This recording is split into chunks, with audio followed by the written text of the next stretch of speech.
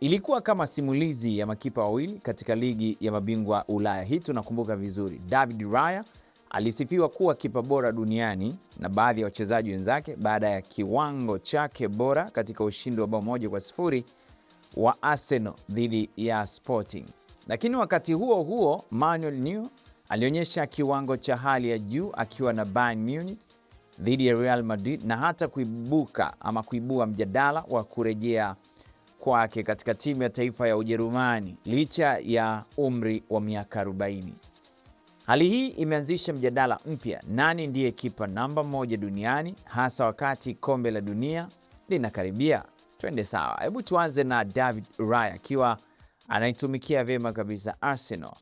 Tangu kuanza kwa msimu uliopita, Raya amecheza mechi 23 katika mashindano hayo, akiruhusu mabao 12 pekee na kuokoa takriban mabao 9 yaliyokuwa hatari kufungwa. Ameongoza kwa kuwa ana mechi zaidi ya 22 ambazo hakuruhusu goli miongoni mwa makipa wote katika ligi 5 kubwa barani Ulaya katika mashindano yote. Aliteuliwa kuwania tunzo ya Yashin ya mwaka 2025. Tunzo hiyo ambayo inayotolewa kila mwaka kwa kipa bora duniani katika hafla ya Ballon d'Or, lakini hakufanikiwa kumaliza katika nafasi 3 za juu. Hata hivyo, bado ni mmoja wa makipa wachache kwenye orodha hii ambaye si chaguo la kwanza katika timu yake ya taifa. Unai Simon ambaye ameichezea maisha yake yote ya Club Athletic Bilbao ametajwa hivi karibuni na kocha wa timu ya taifa ya Hispania Luis de la Fuente kuwa chaguo lisilopingika langoni. Kwa upande mwingine, beki wa zamani wa Arsenal na timu ya taifa ya England Lee Dixon alimwelezea Raya kama kipa wa kiwango cha dunia, akizungumza moja kati ya kituo kikubwa pale BBC Radio 5 live kabisa. Aliongezea kuwa bado ana safari ya kufikia hadhi ya David Seaman, lakini ana uwezo mkubwa wa kuongoza safu ya ulinzi na kuaminiwa na wachezaji wenzake. Sasa golikipa namba 2 ni Manuel Neuer ambaye anaitumikia Bayern Munich bwana. Sasa licha ya kustaafu soka la kimataifa Agosti mwaka 2024, Manuel Neuer bado anaonyesha ushindani mkubwa akiwa na umri wa miaka 40. Katika mechi ya ligi ya mabingwa dhidi ya Real Madrid, aliandika rekodi ya kucheza mechi yake ya 136 akiwa na Bayern Munich na akaonyesha kiwango cha hali ya juu kana kwamba amerudi enzi zake bora. Nguli wa makipa Peter Schmeichel akichambua mchezo huo kwa CBS Sport alisema Neuer alicheza moja ya mechi bora zaidi kuwahi kuiona na kwamba kuokoa kwake dhidi ya Mbappe ni huenda ndio ukipa bora zaidi msimu huu. Ingawa hajawahi kuteuliwa kuwania tunzo ya Yashin, Neuer ana mafanikio makubwa akiwa ametoa mataji 12 ya Bundesliga, mataji 2 ya ligi ya mabingwa pamoja na kombe la dunia akiwa na Ujerumani.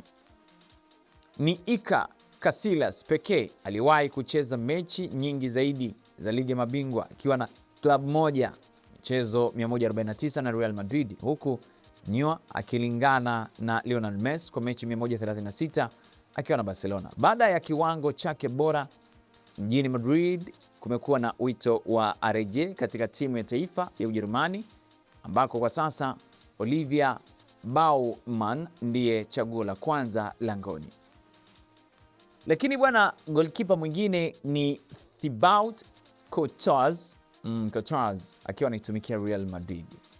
Bwana Courtois kwa sasa hayupo uwanjani kutokana na jeraha la paja na kuonekana kwake ama kukosekana kwake kunaathiri kwa kiasi kikubwa kikosi cha Real Madrid. Tangu msimu uliopita amecheza mechi 23 za ligi ya mabingwa na kuifanikisha kuokoa mashuti 105 akiwa na wastani wa 78.2 ya kuokoa mashuti. Hata hivyo, ameruhusu mabao 29 katika kipindi hicho ambapo mabao 17 zaidi kuliko David Raya. Kocha wake Alvaro Arbeloa amewahi kumtaja kama kipa bora zaidi katika historia na Courtois ameonyesha ubora wake kwa kushinda mataji mawili ya ligi ya mabingwa na matatu ya La Liga akiwa na Real Madrid pamoja na taji moja la Liga akiwa Atletico Madrid. Kipa huyo wa Ubelgiji aliwahi kung'ara akiwa Chelsea kabla ya kuhamia Real Madrid. Pia alitoa tunzo ya Yashin. Hii ilikuwa ni mwaka 2022. Mwingine ni Emiliano Martinez anaitumikia Aston Villa. Bingwa wa kombe la dunia mwaka 2022 akiwa na Argentina, Emiliano Martinez ameendelea kung'ara kwa kushinda tunzo nyingi za ukipa tangu ushindi huo. Alitoa tunzo ya Yashin mwaka 2023 na 24 na pia alichaguliwa kuwa kipa bora wa FIFA mwaka 2022 na 24. Kocha wake Unai Emery amewahi kumtaja kama kipa bora zaidi duniani. Katika msimu uliopita wa ligi ya mabingwa, Martinez alicheza mechi 12 kumradhi, akifanya save 49 na kuwa na wastani wa asilimia 80 ya kuokoa mashuti. Lakini kipa mwingine ni Alisson ambaye anaitumikia Liverpool. Wakati Liverpool ilipopata ushindi wa 1-0 dhidi ya Paris Saint-Germain katika mchezo wa kwanza wa hatua ya 16 bora ya ligi ya mabingwa msimu uliopita, kulikuwa na sababu moja iliyo wazi kabisa: Alisson Becker.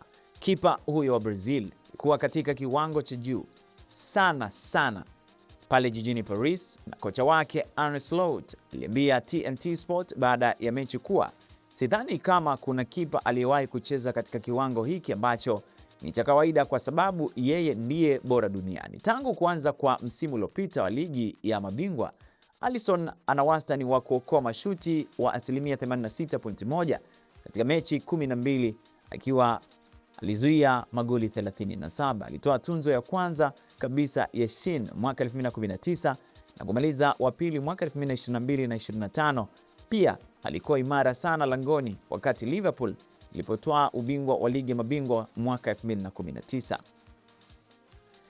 Lakini goalkeeper mwingine ni Gianluigi Donnarumma. Huyu anaitumikia Manchester City. Tangu ajiunge na City mwezi Septemba, Donnarumma amekuwa kipa namba 1 asiye na mpinzani chini ya kocha Pep Guardiola. Guardiola alisema kuhusu Donnarumma, ana urefu mkubwa na mwili imara. Makipa wote wanapaswa kuipa timu kujiamini na uongozi, na yeye ana uwezo mkubwa hasa kwenye mechi kubwa. Hata hivyo, wakati mwingine Donnarumma hupata changamoto kutokana na nguvu na ushindani wa ligi kuu England, hasa kwenye mipira ya kona. Tangu kuanza kwa ligi ya mabingwa msimu uliopita ambapo alitoa ubingwa akiwa na Paris Saint-Germain, ameruhusu mabao 25 katika mechi 24 na ameweza kupangua magoli 9, si ndio? Alitoa tunzo ya Yashin mwaka 2021 na 25, lakini bado hajawahi kushiriki kombe la dunia akiwa Italia baada ya taifa hilo kushindwa kufuzu kwa mashindano hayo mara 3 mfululizo. Kipa mwingine ni Mike Maignan akiwa anaitumikia AC Milan. Mchezaji aliyerithi nafasi ya Donnarumma katika AC Milan baada ya kuhamia Paris Saint-Germain ni Mike Maignan, na tangu hapo amejijengea hadhi ya kuwa miongoni mwa makipa bora duniani akiwa Italia. Alianza safari yake kupitia akademi ya PSG, lakini alipokuwa Lille ndipo alipojitambulisha zaidi kimataifa. Katika msimu wake wa kwanza akiwa Milan, alisaidia klabu hiyo kutoa ubingwa wa Serie A kwa mara ya kwanza baada ya miaka 11, huku akiwa kinara wa kupangua mabao na asilimia ya kuokoa mashuti.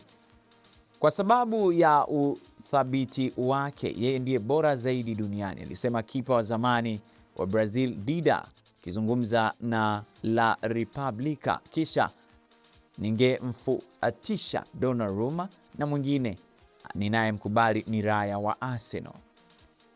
Kipa mwingine ni Yassine Bounou, kwa heshima sana, ametajwa kwa heshima huyu. Bwana, kipa huyu alicheza Europa kwa mara ya mwisho miaka 3 iliyopita akiwa na Sevilla, na tangu wakati huo amehamia ligi ya Saudia ya Al Hilal. Alishika nafasi ya 3 kwa kombe la Yashin mwaka 2023 baada ya kuisaidia Morocco kutoa taifa kuwa taifa la kwanza la Kiafrika na Kiarabu kufika nusu fainali kombe la dunia. Lakini kipa huyo alikuwa na ushawishi mkubwa wakati Morocco ilipoandaa kombe la mataifa ya Afrika mwaka 2025, akiokoa mikwaju miwili ya penalti kwenye nusu fainali dhidi ya Nigeria. Taifa lake limekabidhiwa taji la AFCON baada ya shirikisho la soka Afrika kutengua matokeo ya fainali hiyo, ingawa Senegal imekataa na kukata rufaa dhidi ya uamuzi huo.